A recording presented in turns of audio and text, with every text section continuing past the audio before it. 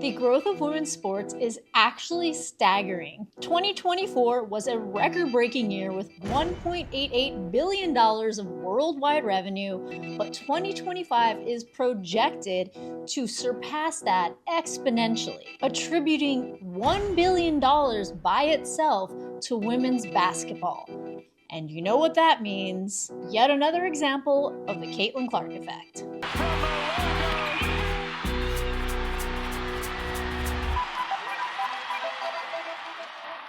In 2024, women's sports smashed through the billion-dollar ceiling, raking in a whopping $1.88 billion. But according to an ESPN article, that record is about to get smashed in 2025, as I already stated, with basketball leading the charge. Now, there are multiple contributors to this. Trinity Rodman in the Women's Soccer League, Angel Reese and what she did for the Chicago Sky and the WNBA, but the absolute biggest contributor to this factor is Caitlyn Clark.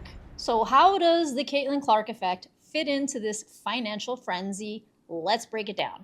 So I don't want to minimize the effect that so many other players had to this actual number, but if you break down statistically what the numbers were, the charge is by far led by Caitlyn Clark. Now, other players that have contributed are, especially in the college league, Juju Watkins. By the way, let's pray for her ACL injury. That is a horrible thing to have happened to such an amazing player. Paige Beckers, who leads the charge in NIL deals. Flau'jae Johnson, who makes 12 times more than the max WNBA salary in her NIL deals. Trinity Rodman, who has brought so much recognition to the National Women's Soccer League. And of course, we have Coco Gauff, Simone Biles. But let's take a look at these numbers. Caitlyn Clark rose the Fever attendance by 264% last season. Her jersey sales contributed to over a 1,000% surge of the team's sales, and experts have estimated that she was actually responsible for 25% of the league's revenue. That's right, one player responsible for 25% of the revenue. But no, she was not alone in that, as Angel Reese's arrival increased the ticket sales for the Chicago Sky by 33%, with a 58% rise in revenue for the team. I would be remiss if I did not mention other players from other leagues, but this is a basketball channel, so I'm going to focus on that. But Simone Biles, Jordan Childs, Trinity Rodman, all you guys, props. But Caitlyn Clark's impact is unparalleled, as she is not only elevating basketball, she is elevating all of women's sports. And this is how. Investments, sponsorship, media deals that are reaching new heights. I mean, the Indiana Fever have 41 nationally televised games out of 44 total. The Lakers, on the other hand, have 39, and they have way more games. This may not come as a surprise to many people, but I do not see the 41 nationally televised games as any sort of insult to the other teams. A lot of people are very upset that the reigning champions, the New York Liberty, have less than them.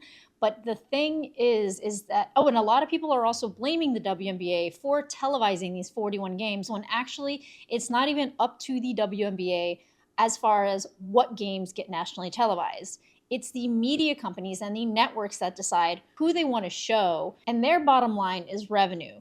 And revenue for them is ad sales. And I think the majority of brands right now are focused on the Indiana Fever, which does just uplift the whole league. And I understand how this is quite a bitter pill to swallow for a lot of the other teams who have garnered more championships and been in the league longer. But as bitter of a pill as this is to swallow, it's one of those things that I think you just have to look at as a way to grow the league in general.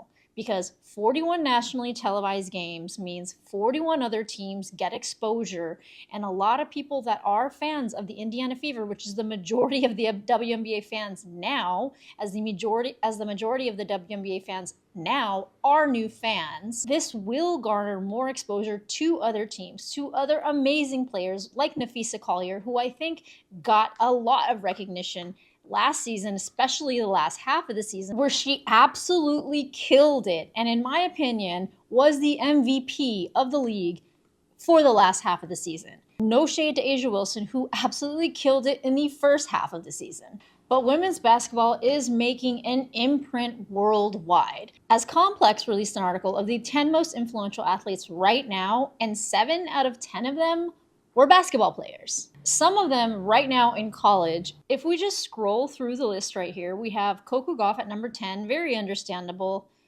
There is Juju Watkins at number 9.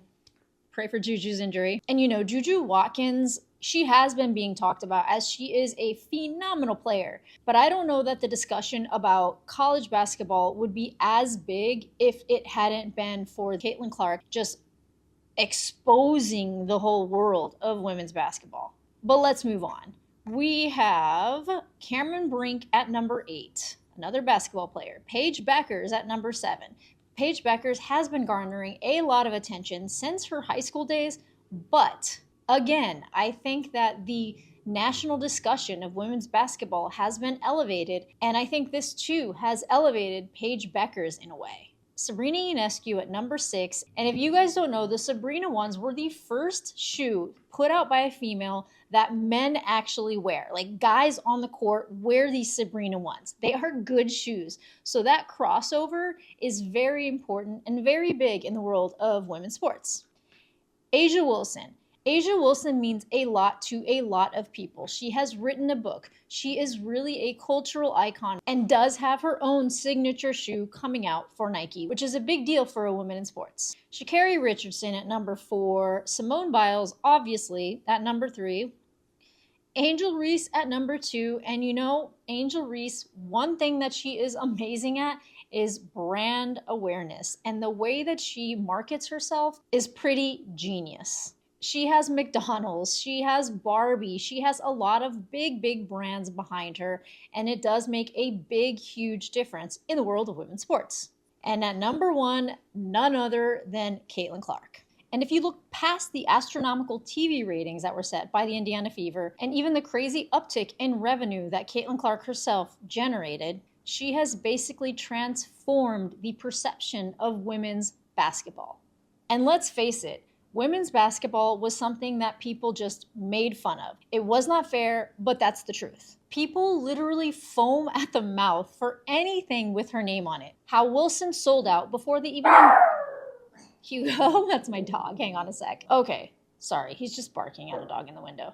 Anyway, the Wilson basketball sales that were not even announced and sold out. People are calling out Nike as to wondering why they did not release anything for her in her rookie season. Don't even get me started on the whole signature shoe deal. But there is a second rumor out that Nike is going to release a Kobe 5 Pro Tro PE for her in June. Now, I'm actually waiting for Nike to confirm this because I'll believe it when I see that. And you know, a lot of people are comparing this to the Michael Jordan effect in the 90s.